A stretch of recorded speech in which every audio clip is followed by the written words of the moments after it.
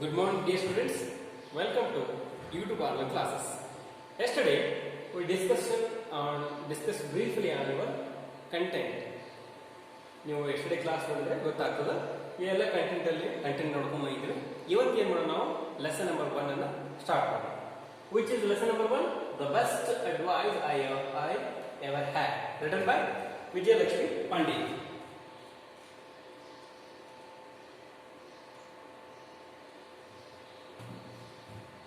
ಈ ಪ್ರೋಸ್ ನಿಮಗೆ.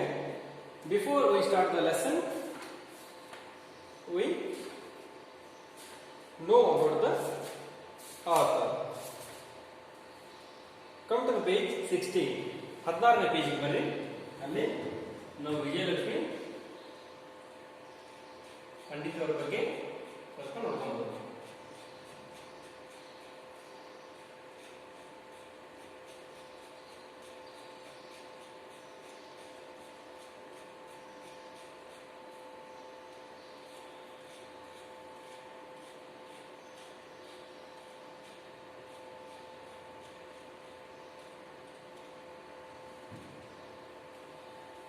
about the author. Mrs. Vijayalakshmi Pandit, she was born in 1900, was an Indian diplomat. Diplomat ಅಂದ್ರೆ ರಾಯಭಾರಿ. ನಾ ಹೇಳ್ತಾ ಹೋಗ್ತಿರ್ತೀನಿ ನಿಮಗೆ ಡಿಫಿಕಲ್ಟ್ ವರ್ಡ್ಸ್ ಅನ್ನ ನೀವು ನೋಟ್ ಮಾಡ್ಕೊಳ್ತಾ ಹೋಗ್ಬೇಕು. ಓಕೆ, ಡಿಪ್ಲೊಮ್ಯಾಟ್ ಅಂದ್ರೆ ರಾಯಭಾರಿ, ಅಂಬಾಸಿಡರ್ ಅಂದ್ರೂ ಕೂಡ ರಾಯಭಾರಿ. ಡಿಪ್ಲೊಮ್ಯಾಟ್ ಮುಂದೆ ಜೊತೆಗೆ ಅಂಬಾಸಿಡರ್ ಅಂತ ಹಾಕೊಂಡ್ರಿ, ಅಲ್ಲಿ ರಾಯಭಾರಿ. ಎರಡು ಶಬ್ದಗಳು ರಾಯಭಾರಿ. ನೀವು related to the political words. She was a diplomat and she is a politician and a sister of India's first Prime Minister Jawaharlal Nehru. She was active in the Indian freedom movement and held high national and international positions. Jawaharlal Nehru first prime minister ಇದ್ರಲ್ಲ, ಅವರು ಒಬ್ಬ ತಂಗಿ ಇವರು. ಆಮೇಲೆ she was active in the Indian freedom movement and held high national and international positions. ಹೀಗೆ ಭಾರತದ ಸ್ವಾತಂತ್ರ್ಯ ಚಳವಳಿಯಲ್ಲಿ ಭಾಗವಹಿಸಿದರು. ಆಮೇಲೆ ದೇಶ ಮತ್ತು ಅಂತಾರಾಷ್ಟ್ರೀಯ ಮಟ್ಟದಲ್ಲಿ ಒಂದಿಷ್ಟು ಒಳ್ಳೊಳ್ಳೆ ಕೆಲಸಗಳನ್ನು ಡಿಪ್ಲೊಮ್ಯಾಟ್ ಆಗಿ, ಅಂಬಾಸಿಡರ್ ಆಗಿ, ಯುನೈಟೆಡ್ ನೇಷನ್ಸ್ ಅಲ್ಲಿ ಎಲ್ಲ, ಯುನೈಟೆಡ್ ಕಿಂಗ್ಡಮ್ ಅಲ್ಲಿ ಎಲ್ಲ ಒಳ್ಳೊಳ್ಳೆ ಸ್ಥಾನದಲ್ಲಿದ್ದು ಅಧಿಕಾರವನ್ನು ಮಾಡಿದ್ರು. She was greatly influenced by Gandhiji and became identified with the struggle for independence. She was greatly influenced by the ಗಾಂಧೀಜಿಯಿಂದ ಹೆಚ್ಚು ಪ್ರಭಾವಿತಗೊಳಪಟ್ಟಿದ್ರು. ಆಮೇಲೆ Gandhiji and became identified with the struggle for independence. ಗಾಂಧೀಜಿಯಿಂದ ಪ್ರಭಾವಕ್ಕೊಳಪಟ್ಟು ಸ್ವಾತಂತ್ರ್ಯ ಸಂಗ್ರಾಮದಲ್ಲಿ, ಸ್ವಾತಂತ್ರ್ಯದ ಹೋರಾಟದಲ್ಲಿ ತಮ್ಮನ್ನು ತಾವು ತೊಡಗಿಸಿಕೊಂಡಿದ್ದರು. She was impressed by the British on 3 different occasions in imprisoned. She was imprisoned ಅಂದ್ರೆ ಅವ್ರು ಜೈಲಿಗೆ ಹೋಗಿದ್ರು. imprisonment ಜೈಲಿಗೆ ಹೋಗಿದ್ರು. She was imprisoned by the British on the 3 different occasions in 1932 to 1933 and 1940 and 1942 to 1943. ಅಂದ್ರೆ ಒಂದು 3 ಸಾರಿ ಇವರು ಏನಾಗಿರ್ತಾರೆ, ಸ್ವಾತಂತ್ರ್ಯ ಹೋರಾಟದಲ್ಲಿ ಭಾಗವಹಿಸಿದಾಗ ಜೈಲಿಗೆ ಹೋಗಿದ್ರು.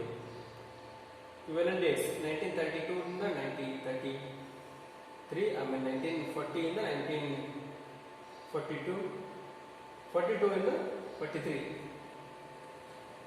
After her husband's death in 1944, she traveled in the United States from late 1944 to early 1946.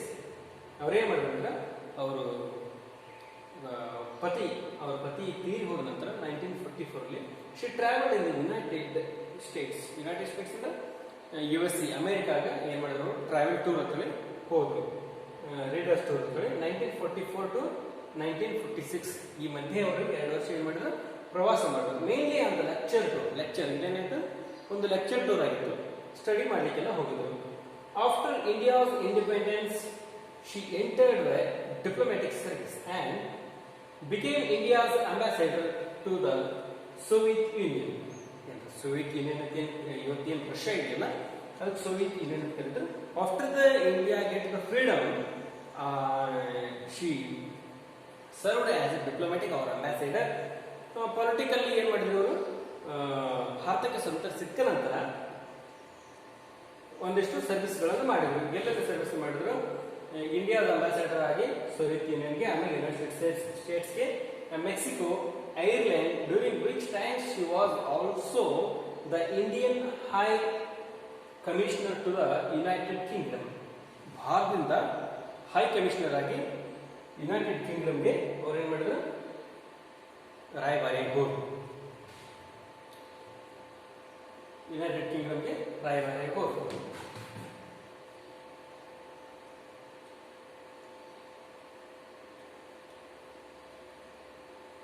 United Kingdom ಅಂದ್ರೆ UK, London United Kingdom. US ಇದೆ, United States ಅಂದ್ರೆ USA, ಸೋವಿಯತ್ ಯೂನಿಯನ್ ಅಂದ್ರೆ ರಷ್ಯಾ. ಇವೆಲ್ಲ ಏನ್ ಮಾಡಿದ್ರು? ಹೈ ಕಮಿಷನರ್ ಆಗಿ ಅವರು ಬಹಳ ಸೇವೆಯನ್ನು ಸಲ್ಲಿಸಿದ್ರು. ಅಂಡ್ ಸ್ಪೇನ್ ದೇಶಕ್ಕೆ ಕೂಡ ಸರ್ವಿಸ್ ಅನ್ನು ಸಲ್ಲಿಸಿದ್ರು. ಇನ್ 1953 she became the first woman president of the United Nations General Assembly. United States Nations General Assembly ಏನಲ್ಲಿ ಇತ್ತಲ್ಲ ಅದಕ್ಕೆ she was the first women president. ಅಲ್ಲಿ ಪ್ರೆಸಿಡೆಂಟ್ ಆಗಿ ಆಯ್ಕೆಯಾದರು. Vijayalakshmi Pandit died on December 1, 1990. ಅಂದ್ರೆ ಅವರು ಸುಮಾರು 90 ವರ್ಷಗಳ ಕಾಲ ತಮ್ಮ ಜೀವನನ ಮುಗಿಸಿ she died in 1990. President Ramaswamy Venkatraman described Mistress Pandit as a luminous strand in the tapestry of India's freedom struggle. President Ramaswamy Venkataraman ಏನು ಹೇಳ್ತಾರೆ, ಡಿಸ್ಕ್ರೈಬ್ ಮಾಡಿ ವರ್ಣನೆ ಮಾಡ್ತಾರೆ. ಏನು ವರ್ಣನೆ ಮಾಡ್ತಾರೆ ಅಂದ್ರೆ luminous strand in the tapestry of India's freedom struggle. ಇಲ್ಲೇನಂದ್ರೆ ಇಲ್ಲಿ ಹೆಂಗಿದ್ರೆ ಅವರು ಒಂದು ಹೊಳೆಯುವಂಥ ವಸ್ತ್ರ ಆಗಿತ್ತು, ಅವರೆಲ್ಲರಿಗೆ ಬೆಳಕಾಗಿತ್ತು, ಅವ್ರ ನಮ್ಮನ್ನ ಅಗಲಿ ಹೋಗುವ ಅಂತ ಈ ರೀತಿ ಅವ್ರು ಮಾಡ್ತಾರೆ, ಇಲ್ಲಿ ವರ್ಣನೆ ಮಾಡ್ತಾರೆ. ಅವರು ಭಾರತ ಸ್ವಾತಂತ್ರ್ಯ ಸಂಗ್ರಾಮದಲ್ಲಿ ಒಂದು ಹೊಳೆಯುವ ದೀಪ ಆಗಿತ್ತು, ಎಲ್ರಿಗೂ ಬೆಳಕನ್ನು ಕೊಟ್ಟಿದ್ರು, ಅವರೊಂದು ಹೊಳೆ ವಸ್ತ್ರ ಆಗಿತ್ತು ಅಂತ ಹೇಳಿ ಅವ್ರ ಗೌರವವನ್ನು ಸಲ್ಲಿಸ್ತಾರೆ. Distinctive in her elegance, courage and dedication, Mister Pandit was an asset to the national movement. Distinctive means special ಅಂತ. ಅವರೇನೇ ಇದ್ರು ಅಂದ್ರೆ ಒಬ್ರು ಸ್ಪೆಷಲ್ ಆಗಿದ್ರು. ಎಲಿಗೆನ್ಸ್ ಅಂದ್ರೆ ಬ್ಯೂಟಿ, ಕರೇಜ್ ಅಂದ್ರೆ ಧೈರ್ಯ, ಎಲಿಗೆನ್ಸ್ ಅಂದ್ರೆ ಬ್ಯೂಟಿ, ಅದ್ರ ಸೌಂದರ್ಯ, ಭವ್ಯತೆ, ಅಂಡ್ ಡೆಡಿಕೇಶನ್ ಅವ್ರ ಅರ್ಪಣಾ ಮನೋಭಾವ. ಅವ್ರು ಏನಾಗಿತ್ತಂದ್ರೆ ಅಸೆಟ್ ದ ಆಸ್ತಿ, property, asset to the national movement. ಏನು ರಾಷ್ಟ್ರೀಯ ಚಳವಳಿ ಇರ್ತಲ್ಲ ಸ್ವಾತಂತ್ರ್ಯ ಸಂಗ್ರಾಮ, ಅದಕ್ಕೋಸ್ಕರ ಅವರು ತಮ್ಮ ಧೈರ್ಯ, ತಮ್ಮ ಅರ್ಪಣಾ ಮನೋಭಾವ, ಅವರ ಭವ್ಯತೆಯನ್ನು ಅವರೆಲ್ಲ ಆಸ್ತಿಯಾಗಿದ್ದರು, ದೇಶಕ್ಕೆ ಒಂದು ಆಸ್ತಿಯಾಗಿದ್ರು. ಅವರನ್ನು ಬಿಟ್ಟು ಹೋಗೋದಕ್ಕೆ ಪ್ರೆಸಿಡೆಂಟ್ ರಾಮಸ್ವಾಮಿ ವೆಂಕಟರಮಣ ಅವರು ಏನಾಗ್ತಾರೆ ಡಿಪಿಕ್ಟ್ ಮಾಡಿ. ಓಕೆ, ಇದೇನಾಗಿತ್ತು, ಇದು ಅಬೌಟ್ ದ ವಿಜಯಲಕ್ಷ್ಮಿ ಪಂಡಿತ್ ಅವ್ರ ಬಗ್ಗೆ ಬ್ರೀಫ್ ಆಗಿ ನಾವು ನೋಡ್ಕೊಂಡ್ವಿ. ಇನ್ನು ಸಜೆಸ್ಟೆಡ್ ರೀಡಿಂಗ್ಸ್ ಇದೆ. If you have any books ನಿಮಗೆ ಫ್ರೀ ಇತ್ತಂದ್ರೆ autobiography of Mohandas Karamchand Gandhi, experiment with ಗಾಂಧೀಜಿಯವರ ಬುಕ್ ಇದೆ, ಆಟೋಬಯೋಗ್ರಫಿ ಎಕ್ಸ್ಪೆರಿಮೆಂಟ್ ವಿತ್ ಟ್ರುತ್. ಅದರಲ್ಲಿ ಕೂಡ ಇವ್ರ ಬಗ್ಗೆ ಮೆನ್ಷನ್ ಆಗಿರ್ತದೆ. ಅವರು ಕೂಡ ಏನು ಮಾಡ್ತಾರೆ, ಒಬ್ಬ ಒಳ್ಳೆ ಸಹಪಾಠಿ ಅಂತೇಳಿ ಬರೆದಿದ್ದಾರೆ ಅಂತ ಹೇಳ್ತಾರೆ. ಆಮೇಲೆ biography of mister Vijayalakshmi Pandit ಅವ್ರ ಬಗ್ಗೆ ಇನ್ನೊಬ್ಬರು ಬಯೋಗ್ರಫಿಯನ್ನು ಬರೆದಿರ್ತಾರೆ. ಬಯೋಗ್ರಫಿ ಅಂದರೆ ಇನ್ನೊಬ್ಬರು ಬರೆಯೋದು, ಆಟೋಬಯೋಗ್ರಫಿ ಅಂದರೆ ನಮ್ಮಷ್ಟೇ ನಾವೇ ಬರೆಯೋದು. Biography of mister Vijayalakshmi Pandit ಅವ್ರ ಮೇಲೆ ಒಂದು ಬಯೋಗ್ರಫಿಯನ್ನು ಬರೆದಿರ್ತಾರೆ. ಅದರಲ್ಲಿ ಕೂಡ ಇವ್ರ ಬಗ್ಗೆ ನೀವು ಓದಬಹುದು ಅಂತ ಸಜೆಸ್ಟೆಡ್ ರೀಡಿಂಗ್ಗಳು ಕೊಟ್ಟಿದ್ದಾರೆ. Come to the lesson.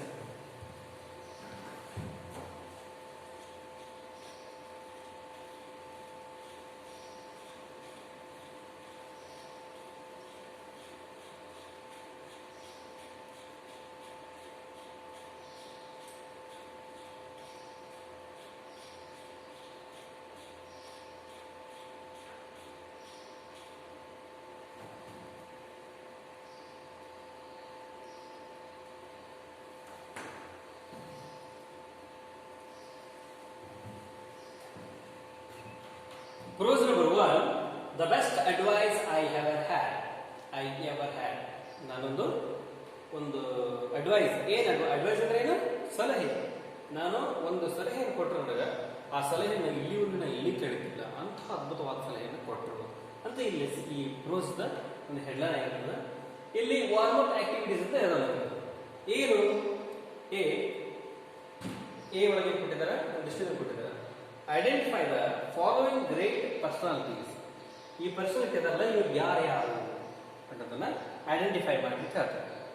Can you find out these personality names? ನೀವು ಈ ವ್ಯಕ್ತಿಗಳ ಹೆಸರನ್ನ ಫೈಂಡ್ ಔಟ್ ಮಾಡ್ತೀರಾ?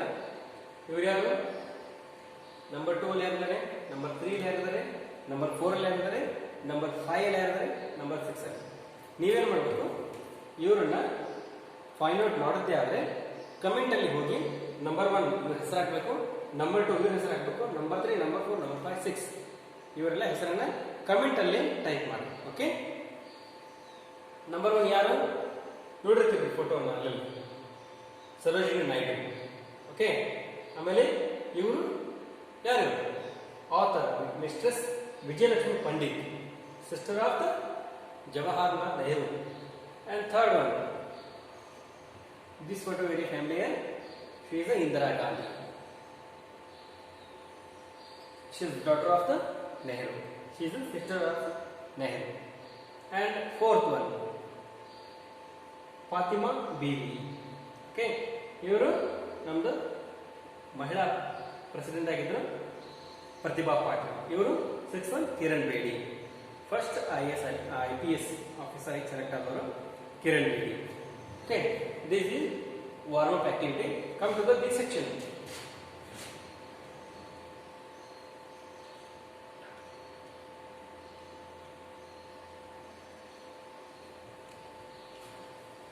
B section ಅಲ್ಲಿ ಕೊಟ್ಟಿದ್ದಾರೆ. Now using the clause given in column A, write in the names of the personalities in the B column. ಅಲ್ಲಿ ಏನು personality ಗುರುತಿಸ್ತಿರಲಿಲ್ಲ, ಅವರು ಪೊಸಿಷನ್ ಏನೇನಾಗಿದ್ದವು ಅವನ್ನೆಲ್ಲ ಇಲ್ಲಿ ಬರಿತಾ ಹೋಗು. ಬಿ ಕಾಲಮ್ ಅಲ್ಲಿ, ಎ ಕಾಲಮ್ ಏನಿದೆ ಇದರಲ್ಲಿ ಬರಿತಾ ಹೋಗು. Okay, the first women president of UN General assembly.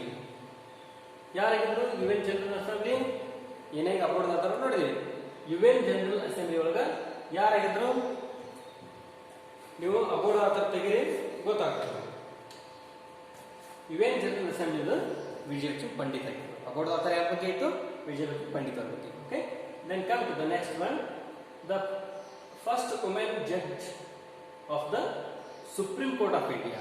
Who is the first woman judge of the Supreme Court of India? She is Fatima Bibi. Fourth one ಏನದಲ್ಲ ಅವರು, fourth one ಇವರು Fatima Bibi. And third one, the first woman IPS officer of India. Kiran Bedi is the first woman IPS of India. Fifth one, the first woman Prime Minister of India. Indira Gandhi ಅವರು ನಮ್ಮ ಮೊದಲ ಮಹಿಳಾ ಪ್ರಧಾನಿಯಾಗಿದ್ದರು. ಆಮೇಲೆ 6th one, the first woman governor in India. Women governor ಯಾರಾಗಿದ್ರು? First number 1 ಏನು number 1 ಏನಿದೆಯಲ್ಲ ಇದು ಇಲ್ಲಿ ಸರೋಜಿನಿ ನಾಯ್ಡು ಅವರು the first women governor in India. ಇವರೇನಾಗಿದ್ರು? ಇಷ್ಟು ಫೀಮೇಲ್ ಪರ್ಸನಾಲಿಟೀಸ್ ಇನ್ ಸಕ್ಸಸ್. ಇವರೆಲ್ಲ ಸಕ್ಸೀಡ್ ಆದಂತ ಫೀಮೇಲ್ ಪರ್ಸನಾಲಿಟೀಸ್. ಇಲ್ಲಿ ಒಂದು ಇದು ಕೊಟ್ಟಿದ್ದಾರೆ, ಏನಪ್ಪಾ ಅಂದ್ರೆ the lesson given below.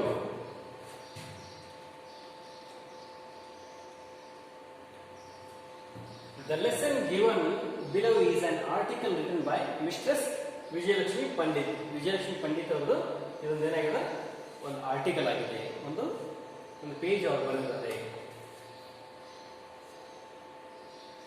One of the Pandit Jawaharlal Nehru sister. ಇವರು ಜವಾಹರ್ಲಾಲ್ ನೆಹರು ಅವರ ಸಿಸ್ಟರ್ ಆಗಿದ್ದಾರೆ. She wrote it for the readers digest. This one is written by mistress Vijayalakshmi Pandit. ಅವ್ರು ಹೇಳೋದು ದ ರೀಡರ್ಸ್ ಡೈಜೆಸ್ಟ್ ಜೊತೆ ಒಂದು ಪುಸ್ತಕವನ್ನು ಬರೆದಿದ್ರು, ಒಂದು magazine, monthly magazine. When she was the high commissioner for India in the United Kingdom. UK-ಯಲ್ಲಿ, ಇಂಗ್ಲೆಂಡಲ್ಲಿ ಅವರು ಹೈ ಕಮಿಷನರ್ ಆಗಿ ಇದ್ದಾಗ ಈ ಮಂತ್ಲಿ ಮ್ಯಾಗಝಿನ್ ಬರೀತಾ ಇದ್ರು. ಆ ಮಂತ್ಲಿ ಮ್ಯಾಗಝಿನ್ ಇದ್ದಂಥ ಒಂದು ಆರ್ಟಿಕಲನ್ನು ನಿಮಗೆ ಕೊಟ್ಟಿದ್ದಾರೆ. ಇದೇ ಪ್ರೋಸ್ ಆಗಿರ್ತದೆ. Okay, these prose contains some autobiographical ಒಂದಷ್ಟು ಅಂಶಗಳು, ಆಸ್ಪೆಕ್ಟ್ಸ್, ಒಂದಿಷ್ಟು ಆಟೋಬಯೋಗ್ರಫಿಕಲ್ ಎಲಿಮೆಂಟ್ಸ್ ಅದಾವು. ಅವು ಯಾರು ಅಂದ್ರೆ ವಿಜಯಲಕ್ಷ್ಮಿ ಪಂಡಿತರು. ಓಕೆ, ನಾಳೆ ನಾವೇನು ಮಾಡೋದು, ರೋಸನ್ನು ಕಂಟಿನ್ಯೂ ಮಾಡೋದು. This one is selected by the Reader's Digest, written by Mistress Vijayalakshmi Pandit. ನಾಳೆಯಿಂದ ಪ್ರೋಸನ್ನು ಕಂಟಿನ್ಯೂ ಮಾಡುತ್ತಾ ಡಿಫಿಕಲ್ಟ್ ವರ್ಡ್ಸನ್ನು ಒಂದು ಪುಸ್ತಕದಲ್ಲಿ ಬರ್ಕೊಳ್ಳಿ. ಆಮೇಲೆ ಒಂದು ಪೇಜ್ ಕಾಪಿ ರೈಟ್ ಪ್ರಾಕ್ಟೀಸ್ ಮಾಡಬೇಕು. ಆಮೇಲೆ ಕರ್ಸಿವ್ ರೈಟ್ 3 ಪುಸ್ತಕಗಳು ಮಾಡಬೇಕು. ಆಮೇಲೆ ಫೇರ್, ಕಂಟಿನ್ಯೂಸ್ ಫೇರ್ ಬರಬೇಕು. ನಿಮ್ಗೆ ಏನಾರ ಸಮಸ್ಯೆಗಳಿದ್ರೆ, ಏನಾರ ಕ್ವೈರೀಸ್, ಕ್ವಶನ್ಸ್ ಇದ್ದರೆ ಕಮೆಂಟ್ ಸೆಕ್ಷನ್ ಹಾಕಿ, ಇಲ್ಲಿಕಂದ್ರೆ ವಾಟ್ಸಪ್ಪಲ್ಲಿ ಮೆಸೇಜ್ ಮಾಡಿ. Okay, I hope you will understand about the author and warm-up activities. Shall I wind up the class? We will meet tomorrow. Thanks for watching. Keep watching. Stay home and stay blessed. Thank you.